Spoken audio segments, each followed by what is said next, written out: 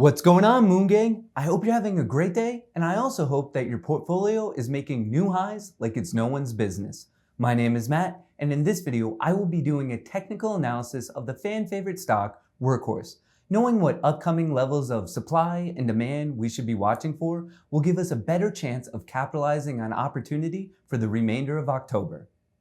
Before I jump into the charts, if you haven't already, you can join the Moon Gang by subscribing to the channel. My goal is to provide as much value as I can and hit 5,000 subscribers by the end of this year. It would be greatly appreciated if you could help me with that by hitting the subscribe button and turning on your notifications so you don't miss any of my upcoming videos. I've been learning a lot from all of you, so I would love to know your thoughts and price predictions on Workhorse stock in a comment below. I will be responding to all of you. Now with that out of the way, let's get started.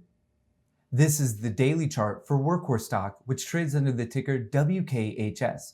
Workhorse is currently at $23.62, which means it has a market cap of almost $2.5 billion. And according to Yahoo Finance, the short interest is 23%, which makes the stock a prime candidate for a short squeeze. Over the past week, Workhorse is down 5%. Over the past 3 months, it's up 34%, and over the past 6 months, it's up an incredible 1,300%, and from the start of 2020 until now, it's up 676%. As you can see from this income statement, you could definitely consider Workhorse to be a speculative play because the company is not profitable. Over the past 3 years, it's been losing roughly $40 million a year.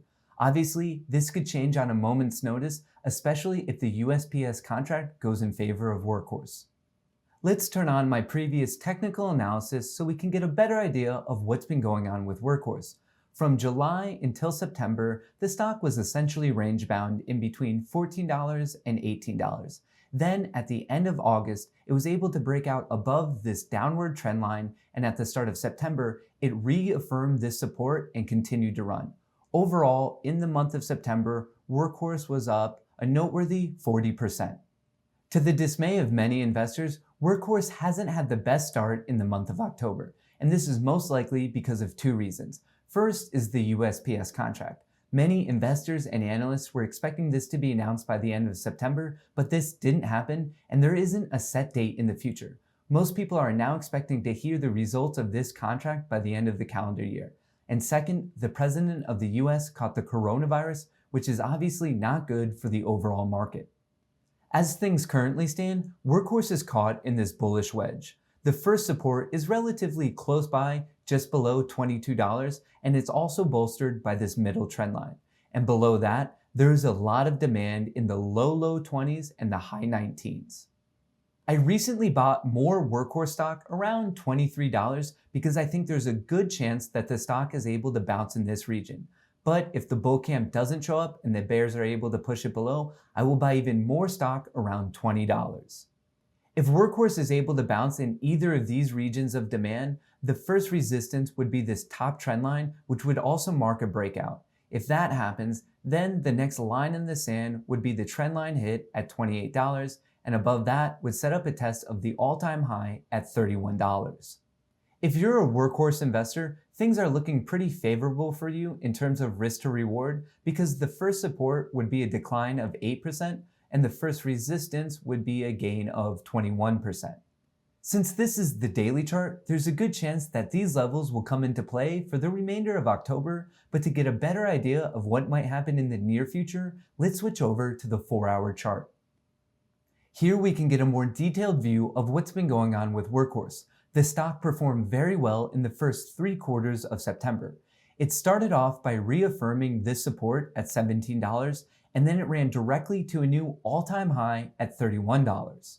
After that, it quickly came down to $20, which established a new higher low, but from there, it made a new lower high and formed this overall wedge by getting rejected at $28. As I said before, I did buy more shares of Workhorse at $23. I may have mistimed this a little bit because there is a chance the stock falls more, but if this does happen, it will be whatever because it's extremely difficult to time things perfectly in the stock market. If the bull camp can't hold this line, I will definitely be buying more shares of Workhorse around $20 because this is an area of high support and demand. As things currently stand, I think that this first scenario is more likely because it would be continuing this pattern of higher lows following this middle blue trend line. If Workhorse manages to bounce off of either of these regions, the first area I would be paying close attention to would come at $25. Not only is this an important psychological level, but it has previously served as an area of consolidation. It bounced off of it, proving it was support, and it was even resistance if you go back far enough. If Workhorse stock can get above this key level of $25 and hold, it would then bring this top trend line into play. And if the bull camp can push the stock above that, I would then have my eyes set on this previous resistance and trend line hit at $28.62. And of course, above that, investors should be paying attention to the all-time high at $31. For those of you interested, as of the most recent close, Workhorse stock is 31% away from its all-time high. In the short term, I'm confident about Workhorse bouncing off of either of these regions of support, not only because of this bullish technical structure, but because of what I'm seeing in some technical indicators. Most recently, Workhorse was able to rally 30% when it bounced off of this trend line and the RSI, or Relative Strength Index, was around 35. Now, the RSI isn't at 35, it's a little bit higher at 40, which is why I'm predicting a small decline down to this region and then a bounce and retest of 25, which would then set up this top trend line. Obviously, this doesn't have to happen because nothing in trading is perfect, but this is how I'm currently seeing the market structure for Workhorse. And more of a medium-term view, I'm looking for this stock to test the $29 and $31 area by the end of October. As things develop related to Workhorse, the EV sector, and the overall market, I'll make sure to keep you updated with levels of support, resistance, and where I see things headed in general. I'm a big fan of Workhorse as a company, and I'm very bullish on Workhorse stock.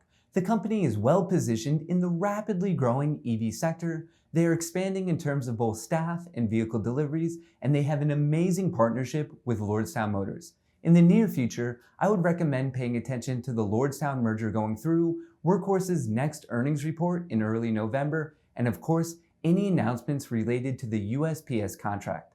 All of these things could swing Workhorse stock in one direction or the other. Honestly, I personally believe that Workhorse has a very bright future even if it doesn't win the USPS contract.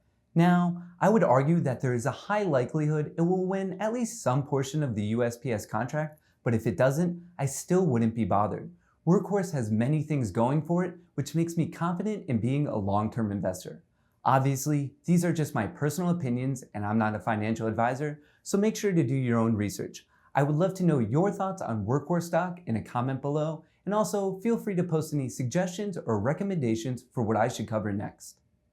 Thanks for watching. Your support is truly appreciated. If you're interested in the charting software I use, there's a link in the description below. Currently, there's a 30-day trial period that is absolutely free, so you have nothing to lose. I would highly recommend checking it out. If you enjoyed this video, let me know by hitting the like button, and if you want to help me reach my goal of 5,000 subscribers, join the Moon Gang by hitting that big red button. Thanks for watching, and until next time, best of luck in the markets.